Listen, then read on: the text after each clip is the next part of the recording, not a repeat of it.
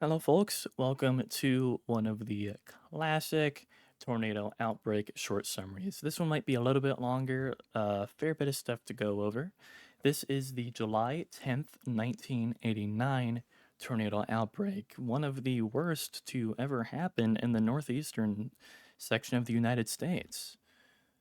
From our blinding, at least to me, maps that we have here, especially that bottom right one, who, boy, oh golly gosh, I'm doing this to myself. Why, we see a lot of, these are all the combined reports, so hail, wind, and tornado, with the tornado tracks rather than just reports, I guess. And we do have a digitalized low pressure here, which will be all images, uh, all image sources will be provided in the description, as well as information sources as well. Duh, makes sense. I didn't come up with all of this myself. I just found sources for stuff. What we essentially saw with this outbreak was a very classic pattern that we usually see in the Great Plains of the United States, so just the Midwest, just that it happened in the Northeast. Specifically, we saw a pretty unusually strong jet stream aloft, even at just 10,000 feet. Which, don't get me wrong, 10,000 feet is still really high up there, but in the grand scheme of things, with uh, the ceiling for cumulonimbus anvils, if you will, thunderheads, whatever, being can be up to be 40 to 50,000. That's only like, that's a fourth or fifth way up there. That's not that far, but still, human scale, yeah, 10,000 feet is just a little high. I certainly cannot jump to 10,000 feet. I'd be scared if I did. I couldn't live there. We, and at the 10,000 feet level, sorry, we saw wind speeds of around, I think it was 30 to 40 knots, which is around 35 to 45 miles per hour, which, for being that high up there, is pretty strong, all things considered. Speaking of getting into the details of this event, within just around 14 hours, we saw 17 tornadoes. Two of these tornadoes were violent. That is a percentage rounded up from, I think, 11.7, 11.8 of 12% of our tornadoes being violent. We would see only one death. This death would not be caused by a tornado, interestingly enough. And we would see more than 150 people get injured, and at least 154 million US dollars, 1989 US dollars, of course, in damage. Our first tornado here, I always go chronologically, even if this one is the most well known of it. This isn't a well known event though, so what am I talking about? Is the Ames to East Durham, New York F4, with a path that was 68, around 68 kilometers, or 42, I think, miles long. This tornado caused an unknown amount of injuries, but zero deaths. Straight up, I want to apologize for the graininess of these images. These are the only ones I was able to truly confirm were from this tornado rather than from another one of this event. Uh, the I I I am, like, seriously, I do not like how grainy these are, but at least they're not so grainy that you can't get a sense of what's in the photo. You can still tell that there's damage to the house, there's some debris there, that there's debris straddled all around this field, and that there's stuff on this road. But I would definitely like if these were clear. Anyway, first off, this tornado was actually likely a family, with the first tornado being the strongest. The worst of the damage was near a town called Schoharie. I'm gonna say Schoharie, so if it is Schoharie, I do apologize about that because you are going to hate it every single time I say Schoharie.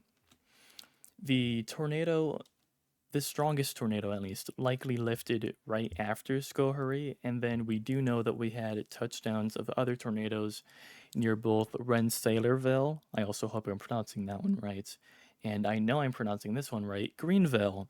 So around 3 tornadoes possibly with just this one tornado track and report. What we do at least know is of this touchdown near Greenville, the Rensselaerville is questionable, at least. So there's that. So a little bit sketchy, but in any case, most of the damage after Skohari was not of F4 strength, was below this. So F0, F1 to F3 in strength. Now I am going to do something I don't usually do, combining 2 separate tornadoes. These ones are fairly similar. So notables 2 and 3 are tornadoes that happened in Connecticut. Both of these tornadoes are F2 in strength.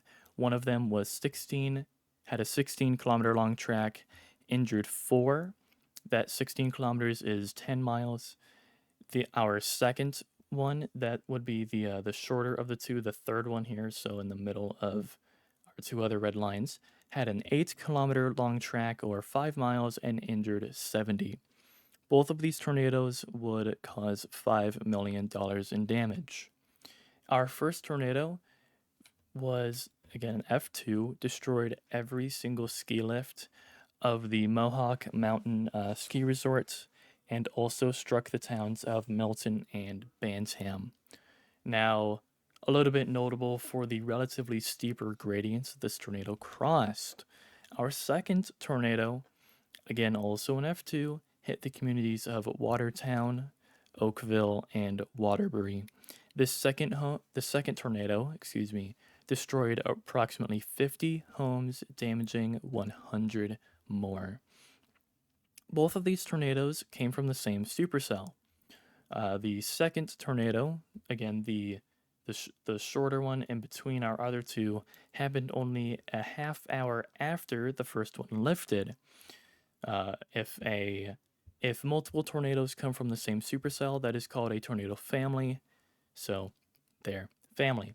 Now, this family also had a third member that was an F1. Sorry, that was an F4. Excuse me, I'm very sorry about that. I got mistaken. This last notable is the Hamden, Connecticut F4. With a track of just 4.8 kilometers long, this tornado injured 40, causing around 120 million US dollars in damage. This tornado succeeded our previous F2s, and, well, duh, of course, I'm doing it chronologically, but also makes sense with our tornado tracks, kind of.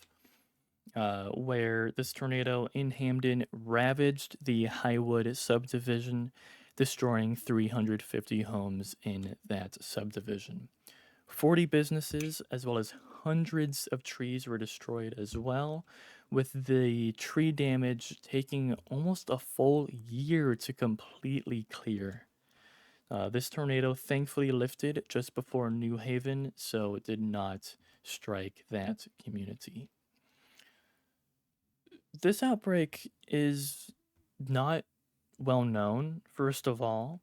Northeastern, or just more northern outbreaks are not that common, first of all, but when they happen, they're usually relatively intense, like this one. So not only was this a pretty rare northeastern event, this was also a pretty intense tornadic event, with with this outbreak producing New York's strongest tornado ever to date, and one of only 3 recorded confirmed F4s in Connecticut history. That's pretty impressive, if you ask me, for such a smaller event. We also would see a very, very short lived, by that I mean like literally 0.3 kilometer long track F2 on Long Island. That is where this red dot is, not the laser pointer. In fact, I'll put my laser pointer right on it. There we go. Right around there on Long Island. That is a little bit unusual. It's a little bit harder for a tornado to form on Long Island. There's a lot of water around there, not a lot of land, so makes sense that it would be A little bit harder for a tornado to happen, but impressive still. Also, we saw many of our tornadoes track from the northwest to the southeast. This is completely opposite, or should rather say completely perpendicular of the southwest to northeast track that you may be generally used to, especially in the United States. In fact, in the entirety of the northern hemisphere, I would hope. So these tornadoes, they still did go from east to west. Sorry, from west to east, to west to east, but just perpendicular. So they went up to down, not down to up too. So that's why they're perpendicular and made this event even just that little bit stranger because why not? Mother Nature said. So with that, folks, that is all that I have on this 1989 outbreak, one that, in my opinion, should not be forgotten. I thank you all so much for watching this video. All of the sources, of course, will be in the description along with what they pertain to. Now, I'll see you all in the next one.